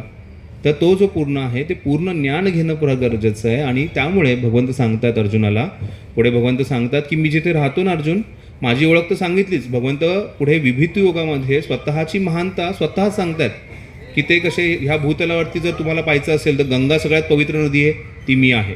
भगवंत सांगतायत की या सर्व पशूंमध्ये गरुड पक्षी जो आहे हा मोठा आहे, तो मी आहे. सांगतात या सर्व मोठ्या मोठ्या पर्वतांमध्ये हिमालय पर्वत सर्वात महान आहे, तो मी आहे. अशा विभूती योगामध्ये कित्येक गोष्टींचं वर्णन करतात भगवंत. आणि अशा सगळ्याच गोष्टींचं वर्णन करताना त्यांची महानता समजून सांगतात. आणि ही महानता समजून सांगितल्यानंतर भगवंत पुढे सांगतात की मी जो आहे हा पूर्ण पुरुषोत्तम आहे, मी जो आहे हा सर्व गोष्टींचा नियंत्रक आहे. सर्व गोष्टींची सुरुवात जी आहे ही भगवंतांपासून झालेली आहे. हे सांगितल्यानंतर भगवंत सांगतात की मी अशा ठिकाणी राहतो, ते धामसुद्धा फार विशेष आहे, ज्याला वैकुंठ म्हणतात. वैकुंठ या शब्दाचा अर्थ बऱ्याच वेळा वैकुंठवासी लिहिलं जातं, पण तो वैकुंठवासीतला वैकुंठ जो शब्द आहे तो वैकुंठ धाम जे आहे याचा अर्थ काय हेही समजून घेणं गरजेचं. वैकुंठ, कुंठ म्हणजे दुःख, कुंठ म्हणजे अतिशय चिंता, त्रस्तता. वै म्हणजे याच्या व्यतिरिक्त असं जगत ज्या ठिकाणी कसल्याही प्रकारची चिंता नाही आहे, असं जगत जिथे कसल्याही प्रकारचं दुःख नाही आहे, असं जगत जिथे कसल्याही प्रकारची चिंता नाही आहे. आणि अशा ठिकाणी पोहोचणं हे आपल्या प्रत्येकाचं ध्येय आहे. म्हणून भगवंत सांगतात यद्गत्वा न निवर्तन्ते तद्धाम परमं मम. असं जे माझं धाम आहे जिथे गेल्यानंतर कोणीही परत येणार नाही आहे, तिथं पोहोचणं फार गरजेचं आहे. आणि तिथे पोहोचण्यासाठी आपला त्यांच्याशी काय संबंध हे समजून घेणं गरजेचं आहे. प्रत्येकाचा वेगवेगळा संबंध आहे, तो वैकुंठातला संबंध आहे, पण सध्या प्रत्येक मनुष्य जो आहे हा भगवंतांचा सेवक आहे, हा संबंध आपल्याला समजून घेणं फार गरजेचं आहे. त्यामुळे वर्णवेदशास्त्रामध्ये जीवेर स्वरूप होय कृष्ण नित्यदास. तो प्रत्येक जीव जो आहे ह्या जीवाचं स्वरूप जे आहे हे कृष्णाचा नित्यदास म्हणून हे स्वरूप आहे. आणि ज्या व्यक्तीला हे समजलं तो व्यक्ती जो आहे हा आपल्या जीवनाचं खरंच सफलता प्राप्त करू शकतो. अर्जुनाला भगवंतांनी आता भगवद्गीता जी आहे ह्या भगवद्गीतेवरती हजारो टिप्पणी केल्या, टीका टिप्पणी लिहिल्या. प्रत्येकाने भगवद्गीतेला आपल्या आपल्या प्रकारे समजून घेण्याचा प्रयत्न केलेला आहे. कोणी भगवंता म्हणजे अहिंसा सांगितलं आहे, कोणी म्हणजे भगवद्गीता म्हणजे फक्त ज्ञानयोग सांगितलं आहे, कोणी भगवद्गीता म्हणजे कर्मयोग सांगितलं आहे, कोणी सांगितलं आहे भगवद्गीता म्हणजे जसं एक श्लोक येतो भगवद्गीतेमध्ये, दोनदा तो श्लोक येतो भगवद्गीतेमध्ये, मनमना भव मद्भक्तो मद्याजी माम नमस्कार. हा श्लोक जो आहे त्याच्यात भगवंत सांगतात की माझी पूजा कर, माझी अर्चना कर, तू जे आहे मला नतमस्तक हो, माझी भक्ती कर, याचं वर्णन भगवंत करतात. आणि हे वर्णन करताना एक टिप्पणीकार म्हणतात की कृष्ण जो आहे तो जो युद्धभूमीमध्ये कृष्ण आहे ना तो एक साधारण मनुष्य आहे, त्याच्या आतमध्ये जी ज्योत आहे त्या ज्योतीला प्रणाम करा. असं काही काही वेगवेगळ्या प्रकारच्या टिप्पणी ज्या आहेत ह्या लोकांनी लिहिलेल्या आहेत. तर भगवद्गीता जी आहे ही कशा प्रकारे समजून घ्यायची फार गरजेचं आहे. आत्तापर्यंत मी सांगितलं की काय समजून घ्यायचं, आता ही भगवद्गीता जी आहे ही कशा प्रकारे कोणाकडून समजून घ्यायची ही अतिशय महत्त्वाची गोष्ट आहे. बऱ्याच वेळा भगवद्गीता वाचायला घेतात हातामध्ये, असे बरेचसे पंडित आहेत अजूनही आहेत, म्हणतात भगवद्गीता 700 श्लोक येतात. त्यांना विचारलं भगवद्गीतेचं मर्म काय, विचार करायला लागतात काय बरं असेल मर्म. मग फक्त आपल्याला पंडित बनायचं आहे का, नाही.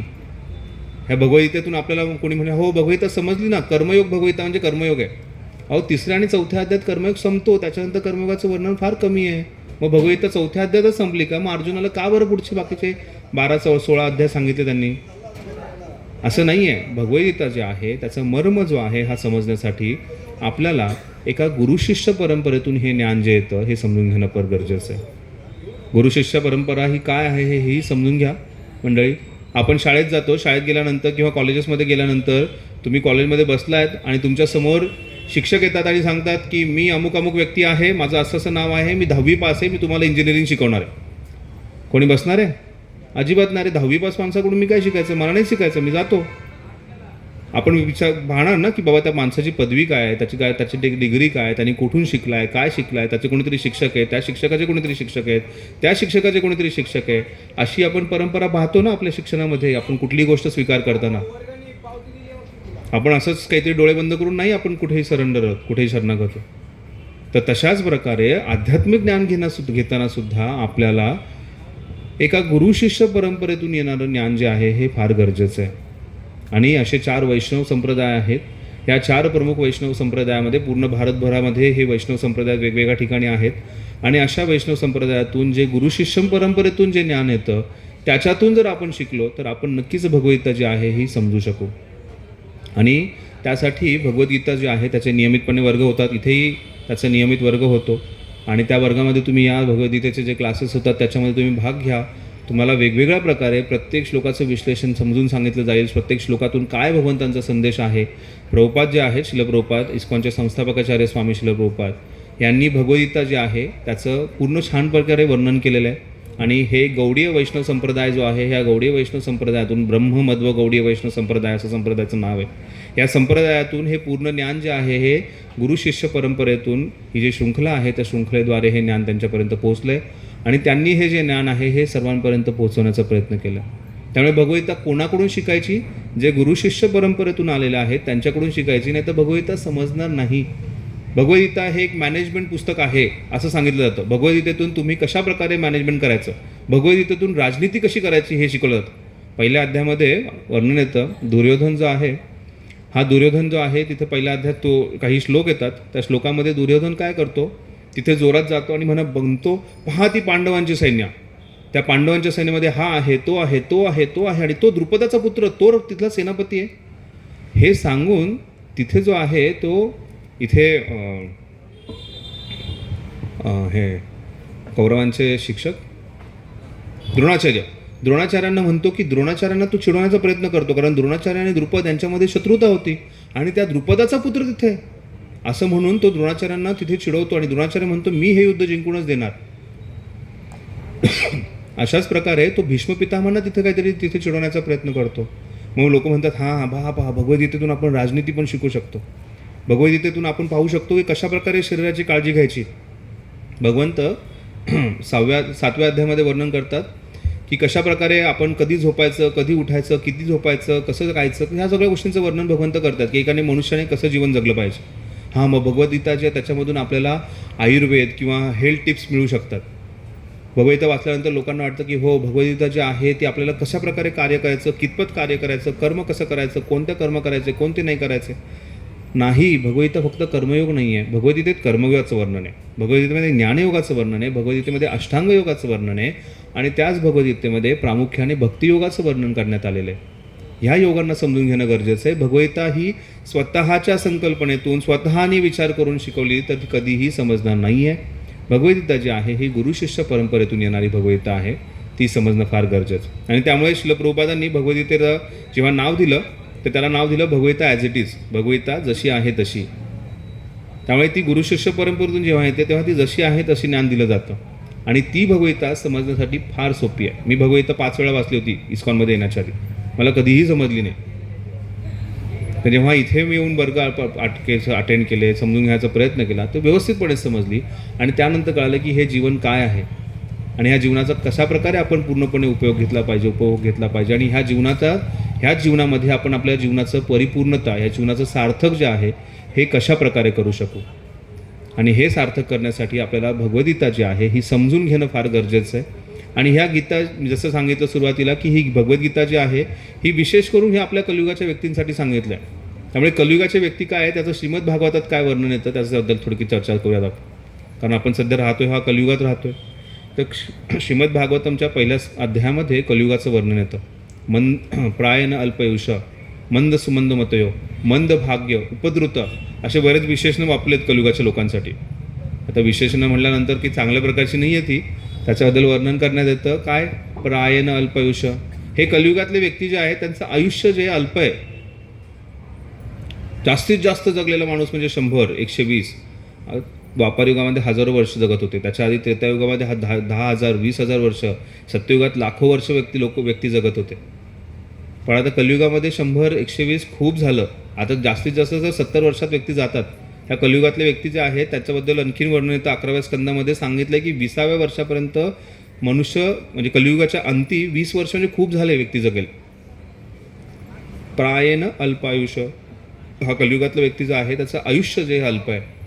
त्यानंतर पुढे वर्णन केलं आहे मंद सुमंद मतय, मंद भाग्य उपद्रुता. तो मंद आहे.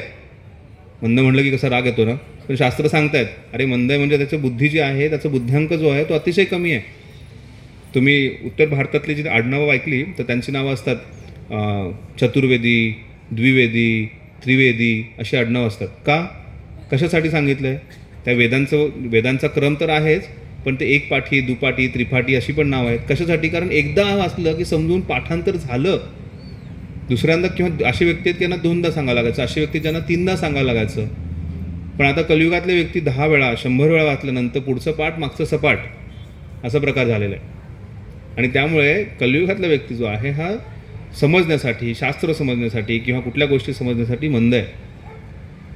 मंद सांगितल्यानंतर फक्त मंदवरती राहिलं नाही आहे भागवतामध्ये. त्यांनी सांगितलं सुमंद, फक्त मंद नाही, अतिमंद आहे.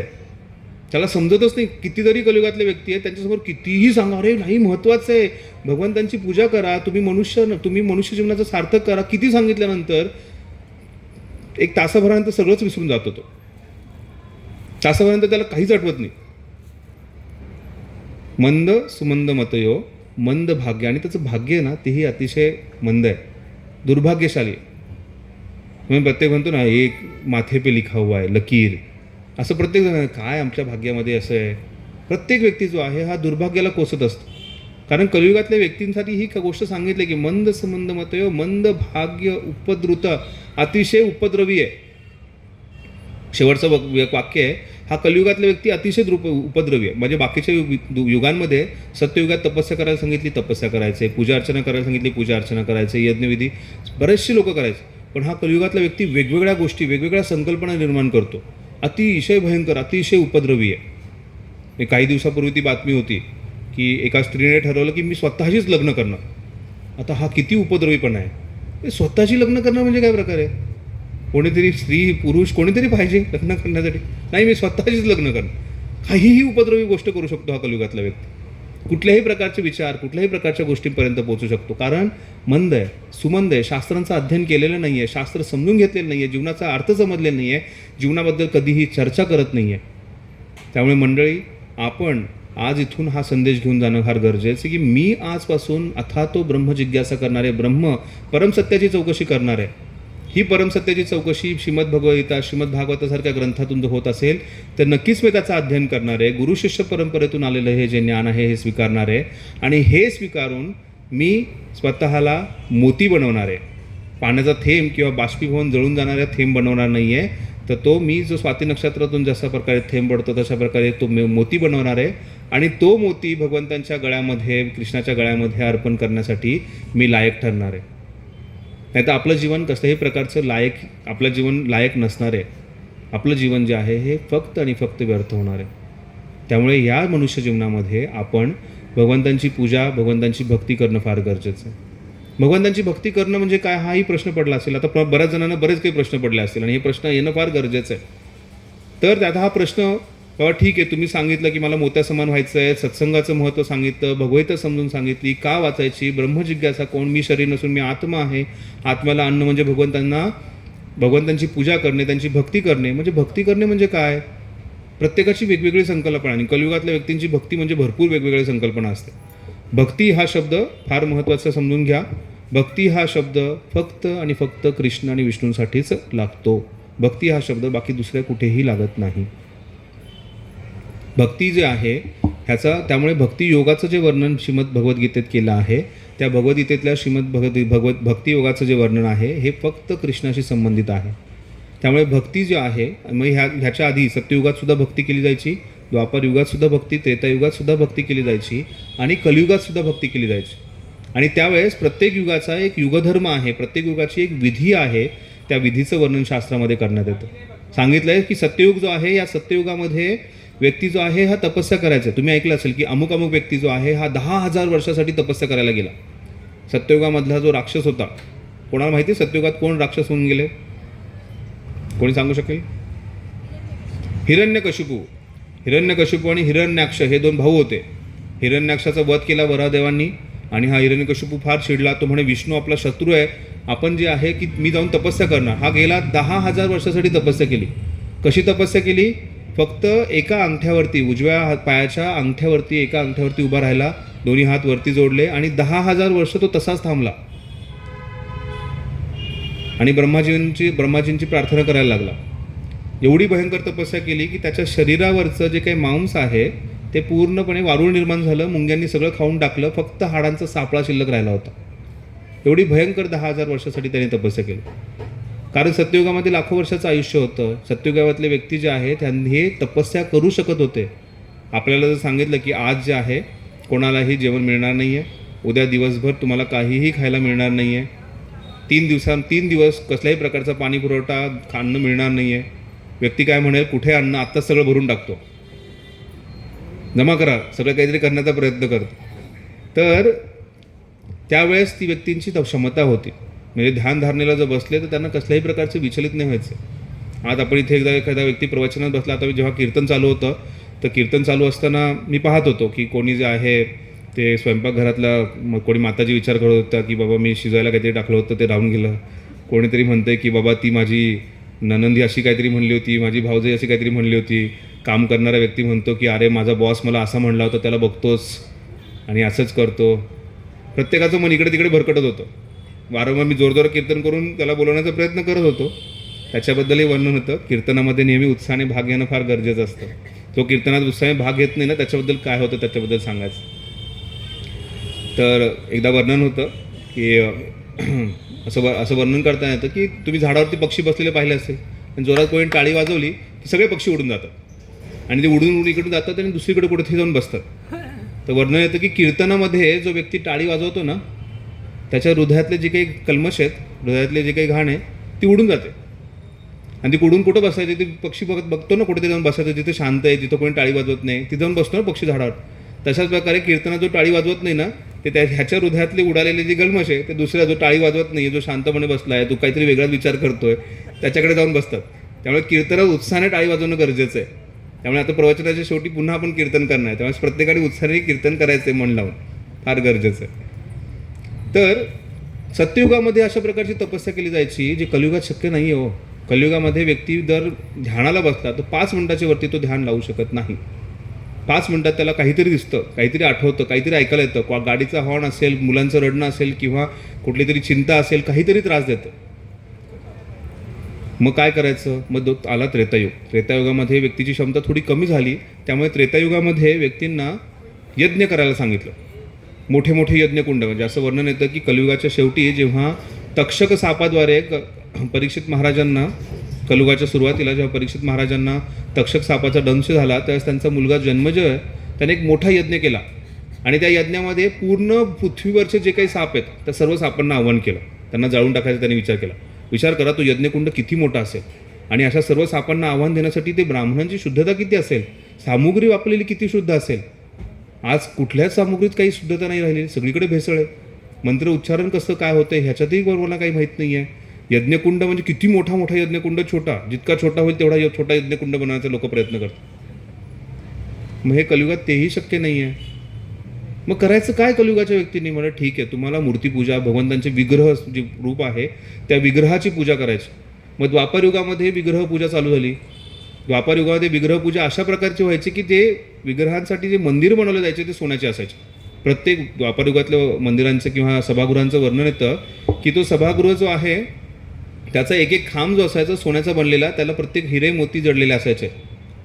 आता दगडाचं जरी मंदिर बांधायचं म्हटलं तरी अवघड होऊन जाते. सिमेंट कॉन्क्रीटचे मंदिरं बांधणंसुद्धा लोकांना अवघड होतं आहे. देवाची पूजा तर दूरच राहते.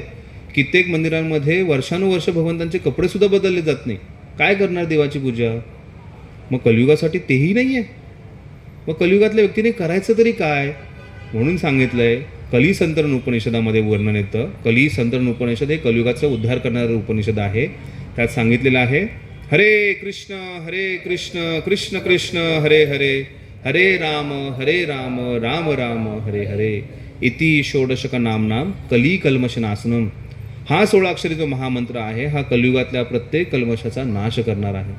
ह्या कलियुगातून जर आपल्याला बाहेर निघायचं असेल तर हा हरे कृष्ण महामंत्राचा 16 अक्षरी जो महामंत्र आहे हा प्रत्येकाच्या जीवनातलं जे कल्मश आहे, प्रत्येकाच्या जीवनातलं जे दुःख आहे, प्रत्येकाच्या जीवनातली जी चिंता आहे ती दूर करणारे आणि हाच महामंत्र आपल्याला त्या परमसत्याशी, भगवंतांशी जोडण्यासाठी महत्त्वाचा ठरणार आहे. हा महामंत्राचं स्मरण केलं, ह्याचा जप केल्यानंतर आपण भगवंतांशी आपण स्वतःला जोडू शकू आणि त्यासाठी आपल्याला सत्संगाची अतिशय गरजेची आहे. नाहीतर आपले जीवन जे आहे हे फक्त चिंतेत जाणार आहे. एक सुभाषित येतं संस्कृतमध्ये, त्यात वर्णन येतं, चिता चिंता समाप्रोक्ता बिंदू मात्र विशेषतः, चिंता दहती सजीवः चिता दहती निर्जव. समजण्यासाठी सोपं आहे. चिता समाप्रोक्ता, चिंता आणि चिता हे समान शब्द वाटतात. चिंता चिता समाप्रोक्ता बिंदू मात्र विशेषता, फक्त जो बिंदू आहे ना त्याच्यावरचा तेवढीच विशेषता आहे त्याची. चिंता दहती सजीव, चिता दहती निर्जीव. चिता जी आहे ही निर्जीव, जो मृतदेह त्याला त्याचं दहन करून टाकते. तशाच प्रकारे चिंता जी आहे ती सजीव व्यक्तीला नेहमी जाळत असते.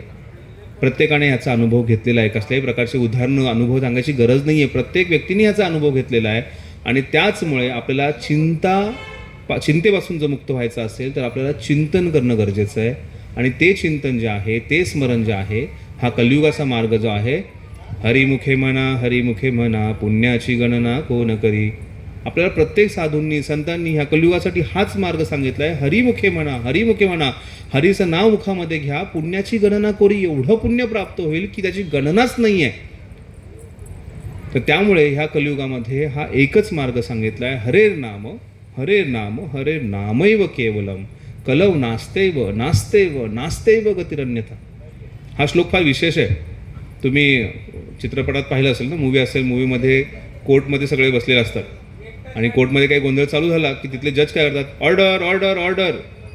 त्यामुळे कलियुगातले लोक आहेत ना, त्यांचं वर्णन थोडा वेळ सांगितलं, मंद सुमंद मते आहे, त्यांचे काय थोडे भ्रमित होऊन जातात. म्हणून ते सांगितलं हरेर नामैव केवलम कलव नास्तेव गतिरन्यथा. ह्या श्लोकात सांगतायत की हरिनाम आणि हरिनामच हा मार्ग आहे जो या कलियुगातून आपल्याला पूर्णपणे तारणार आहे. कलव नास्तेव गतिरन्यथा. दुसरी काहीही मार्ग नाही आहे. त्यामुळे आपण भगवंतांशी संबंध कसा जोडायचा, तो म्हणजे या ग्रंथांचं अध्ययन करून आणि त्याचबरोबर भगवंतांचं नियमितप्रमाणे नामस्मरण करून.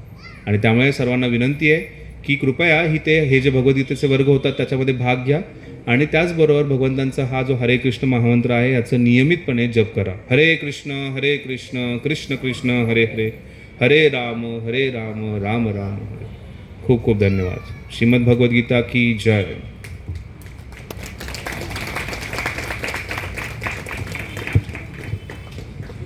हरे कृष्ण. थँक्यू सो मच प्रभू.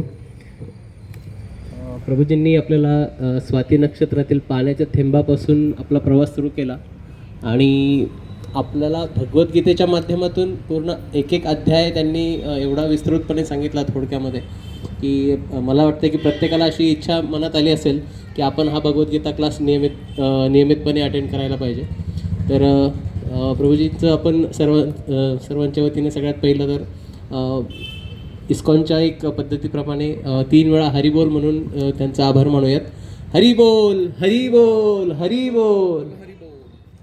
तर प्रभूजींनी उल्लेख केलाच आहे, आपल्याला दर रविवारी आपल्या फ्लॅट नंबर A6 मध्ये रासकर प्रभूजींच्या घरी आपला क्लास होतो. तर सर्वांनी याचा लाभ घेऊन आपल्या जीवनाचं सार्थक करून घ्यावं अशी सर्वांना विनंती आहे. Thank you so much. हरे कृष्ण.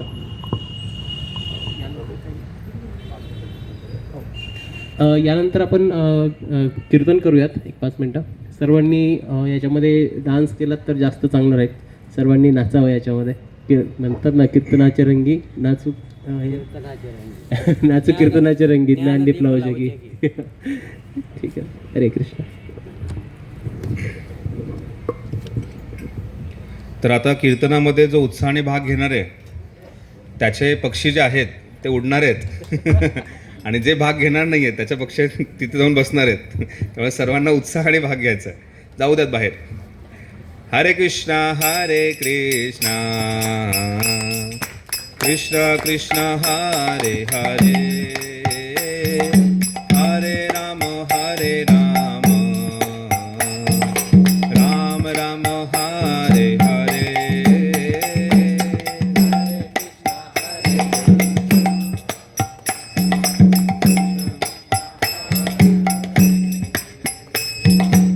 हरे राम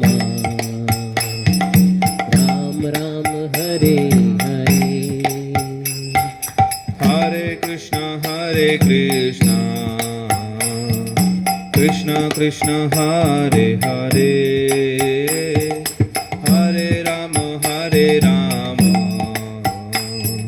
राम राम हरे हरे. हरे कृष्ण कृष्ण कृष्ण हरे हरे, हरे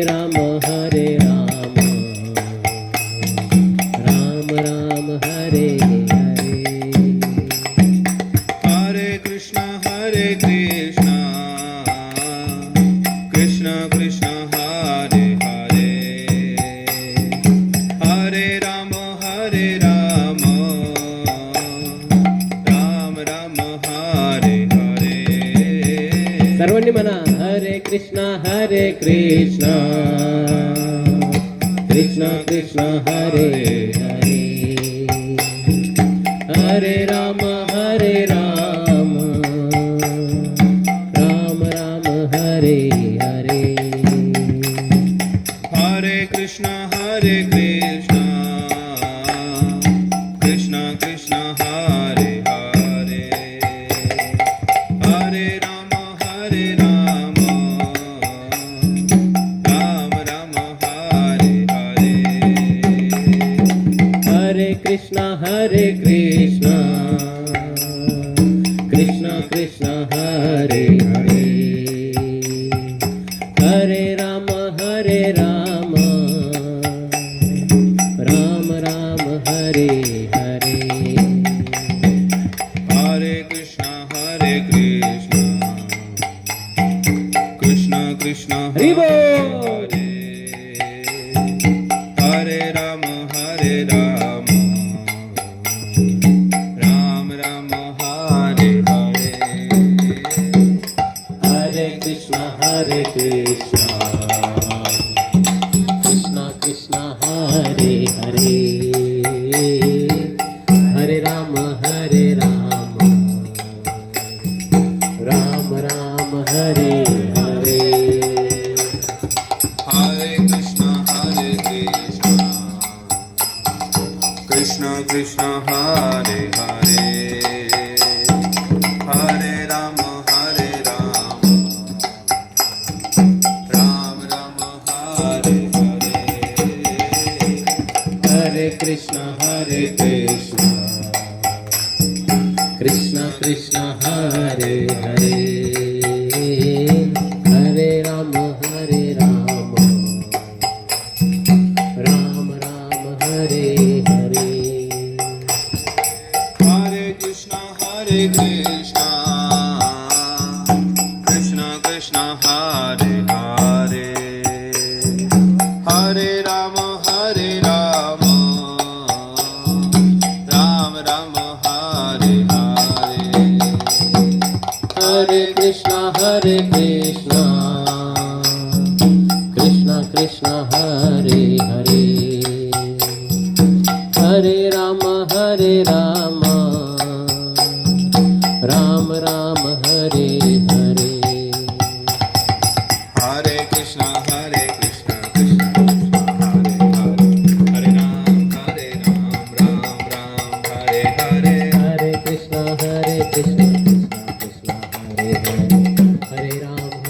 राम राम राम हरे हरे हरे कृष्ण कृष्ण कृष्ण हरे हरे हरे राम राम राम हरे हरे हरे कृष्ण कृष्ण कृष्ण हरे हरे हरि बोल। हरे राम राम हरे हरे हरे कृष्ण कृष्ण कृष्ण हरे हरे हरे राम राम हरे हरे हरे कृष्ण कृष्ण कृष्ण हरे हरे हरे राम राम हरे हरे हरे कृष्ण कृष्ण कृष्ण हरे हरे हरे राम राम राम हरे हरे हरे कृष्ण कृष्ण कृष्ण हरे हरे हरे राम राम राम हरे हरे हरे कृष्ण सर्वांनी group मध्ये या, सर्वांनी group मध्ये या. हरे हरे माताजी आतमध्ये यायचं. हरे राम हरे हरे हरे कृष्ण कृष्ण कृष्ण हरे हरे हरे राम राम राम हरे हरे हरे कृष्ण कृष्ण कृष्ण हरे हरे हरे राम राम राम हरे हरे हरे कृष्ण कृष्ण कृष्ण हरि बोल। हरे राम राम राम हरे हरे कृष्ण कृष्ण कृष्ण हरे हरे हरे राम राम राम हरे हरे हरे कृष्ण कृष्ण कृष्ण हरे हरे हरे राम राम राम हरे हरे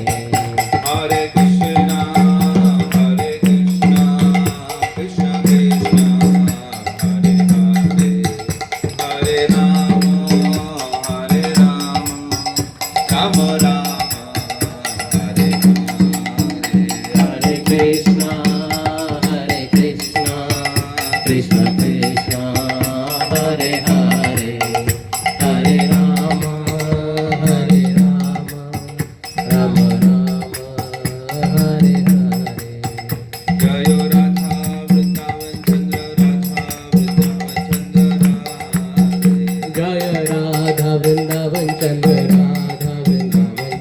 राधे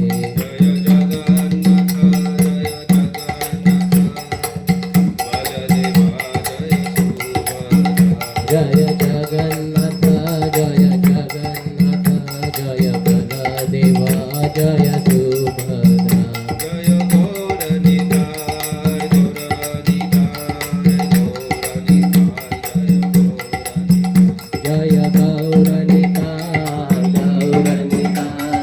गौरनिताय जय गौरनिताय जय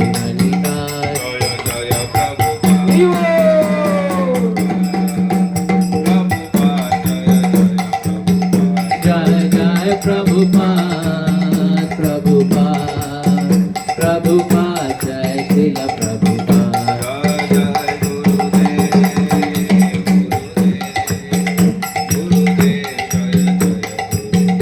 जय जय गुरुदेव जय श्रील गुरुदेव निताय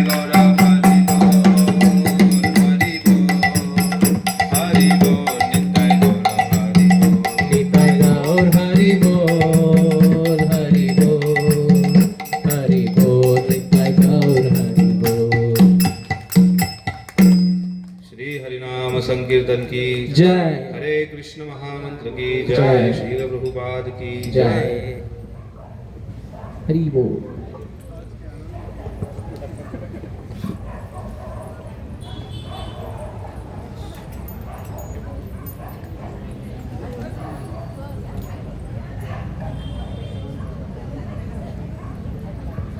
सर्वांना आनंद मिळाला असेल ना?